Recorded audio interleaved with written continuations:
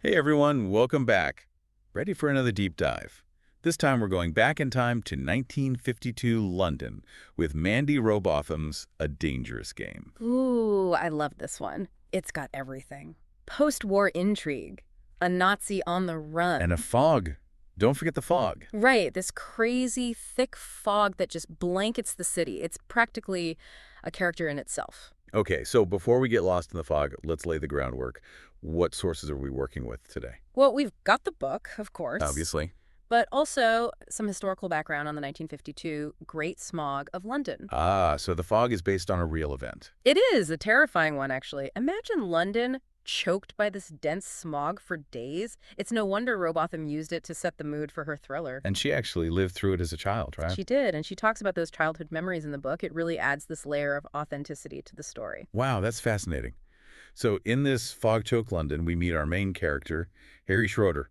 Yes, Harry, a German detective, a bit jaded, carrying the weight of the war on his shoulders. He gets called to London for this, well, almost impossible mission to find a former Nazi. Not just any Nazi, though. This guy was a big-time financier, helped bankroll the war effort, and after the war, poof, disappeared. Built himself a brand new life and identity. Talk about hiding in plain sight. Yeah. But how do you even begin to track down someone who's erased their past like that? Well, that's where things get really interesting. Harry has to delve into the world of rat lines, these secret escape routes that Nazis used to flee Europe after the war. I've heard of those, but honestly, I don't know much about them. How do they actually work? Imagine this network of safe houses, secret pathways, all facilitated by people sympathetic to the Nazis. It's chilling stuff, but very real. And Robotham even weaves in real-life Nazi hunters like Simon Wiesenthal into the story. Wow, it's like history and fiction colliding. Mm-hmm. Okay, so we've got Harry, haunted by his past, searching for a ghost in a fog-shrouded city. This already sounds intense. Oh, it is. And he's not alone in this chase. He's partnered with a WPC, a woman police constable named Helen Dexter, though everyone calls her Dexie. Dexie, I love that nickname. It sounds like she's got a lot of spunk. She does. She's sharp, ambitious, and determined to prove herself in a world dominated by men. Remember, it's 1950s London. Women police officers were pretty rare. I can only imagine the challenges she faced. But I bet she doesn't back down easily. Not a chance. She's a force to be reckoned with. And her partnership with Harry, well, let's just say it starts off a little rocky. They come from such different worlds, and there's this initial distrust. Yeah, a German detective and a London policewoman in the aftermath of World War II. Talk about a culture clash. Exactly. But here's the thing. They both share this unspoken understanding of loss, of the scars left by the war. And they make this pact, a pity-free zone. It's like they acknowledge the pain, but choose to focus on the mission. It's like, we've both got baggage. Let's not dwell on it. We've got a Nazi to catch. Exactly. And that becomes the foundation of their partnership. It's fascinating to see how their individual strengths and weaknesses start to complement each other as they dive deeper into this investigation. All right, so we've got this intriguing duo, a city cloaked in fog and secrets, and a Nazi mastermind hiding in plain sight. I'm hooked already. But before we get too far ahead of ourselves. You want to know more about this Nazi, this James Remington? Yes. Who is he? What makes him tick? Well, Robotham does a brilliant job of revealing his character bit by bit. We get these glimpses into his past, how he transformed from a young police recruit into this ruthless criminal mastermind. And there are these little details, like his irrational fear of water. Fear of water. That's specific. I wonder how that plays into the story. Let's just say it becomes very important later on. And as we learn more about Remington, we realize he's not just trying to escape his past. He's actually building a new empire, pulling strings, manipulating people for his own gain. Okay, now that's chilling. This is more than just a cat and mouse chase. There's something much darker at play here. Absolutely. And the way Robotham weaves together the historical setting, the suspense, and the characters' personal journeys is what makes this book so captivating. I can't wait to hear more about their journey. But before we dive into the investigation itself, I want to understand Harry and Dexie better. What makes them tick? What are their weaknesses? What do they argue about? All great questions. And that's exactly what we'll explore next. Their dynamic is one of the most compelling parts of this book. And trust me, there are plenty of arguments and tense moments along the way. So before we went to this Nazi hunting dream team of Harry and Dexie, right? They made this agreement, this pity-free zone. Did that Did that really work out for them? I mean, they're both dealing with some pretty heavy stuff from the war. It's interesting. That pact, that pity-free zone, it really does become the bedrock of their partnership. They're both carrying this weight of trauma, but they choose to focus on the present, on the task in front of them.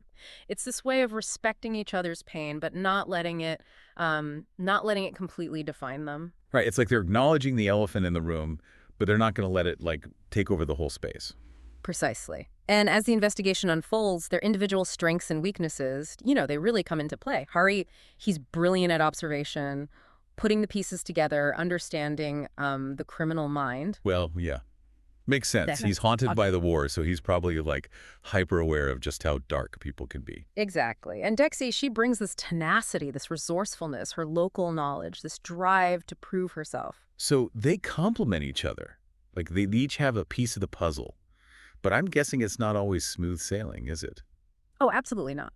There are clashes, disagreements on strategy, and even, some tension over their different perspectives, but it's never mean-spirited. It feels very real, like two strong-willed people trying to find that common ground in this extraordinary situation. And remember, it's the 1950s. Dexie, as a woman in this very male-dominated field, I mean, she must be facing an uphill battle. Oh, absolutely. And Robotham doesn't shy away from that at all. We see Dexie dealing with dismissive colleagues, having to work, twice as hard to be taken seriously. But it never breaks her. It actually, if anything, it fuels her determination. I love that about her character.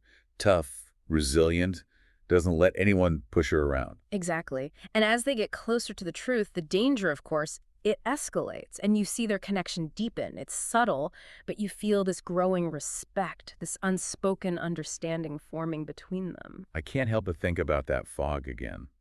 It's almost like a metaphor for their relationship, right? Yeah. It starts thick, obscuring everything, but then as they work together, they learn to trust each other. The fog starts to lift, and, well, the truth comes out. That's a brilliant observation. And, one of the most suspenseful scenes in the book, it actually takes place during one of London's thickest fogs. Okay, now you have to tell me more.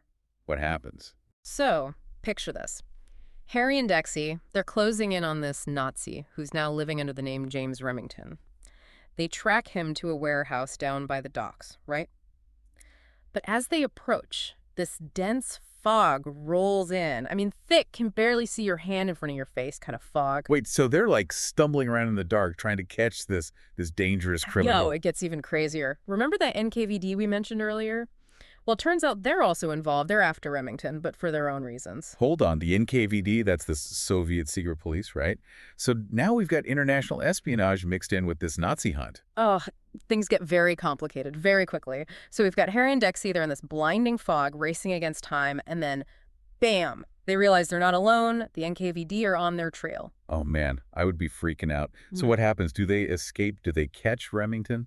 Well, that would be telling, wouldn't it? But let's just say the fog plays a major role in the outcome. And the confrontation, one of the most thrilling and unexpected scenes I've read in a while.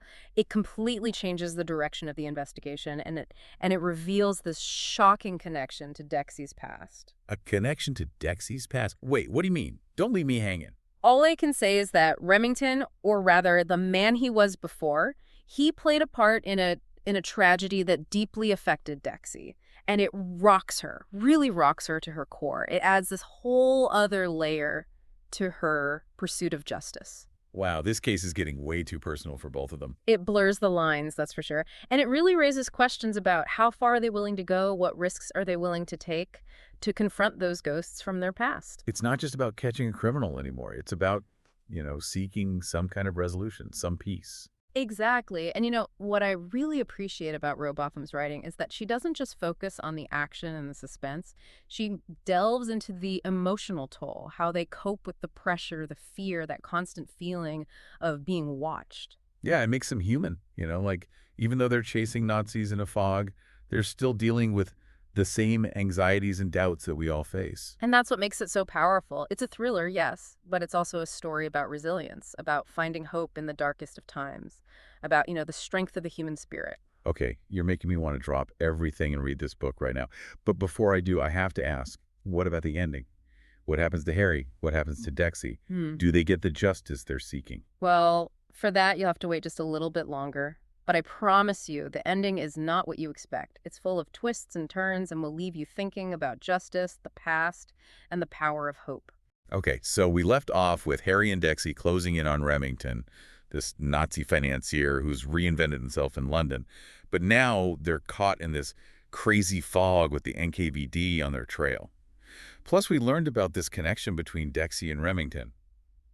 It's all so intense, so how does it end? Well, the ending, just like the rest of the book, doesn't disappoint. Remember that fog? It plays a huge role in the climax. It's like this almost a living thing, this force that's amplifying the tension, the confusion. Yeah, I can imagine it's like the fog itself is adding to the suspense, right? No. But before we get to the final showdown, could you tell me more about that connection between Dexie and Remington? What happened? I need to know. Oh, I understand you wanting the details, but trust me, it's one of those reveals that hits harder when you read it for yourself. But I can say this. It cuts deep for Dexie. It forces her to confront some pretty painful memories and to question everything she thought she knew. Wow, so this case is not just about catching a criminal. It's about Dexie coming face to face with her own past, right? Absolutely, and all this is happening while they're still trying to deal with Remington. And remember, he's cunning, ruthless, and he's not going down without a fight. Oh, right. And he's terrified of water, right?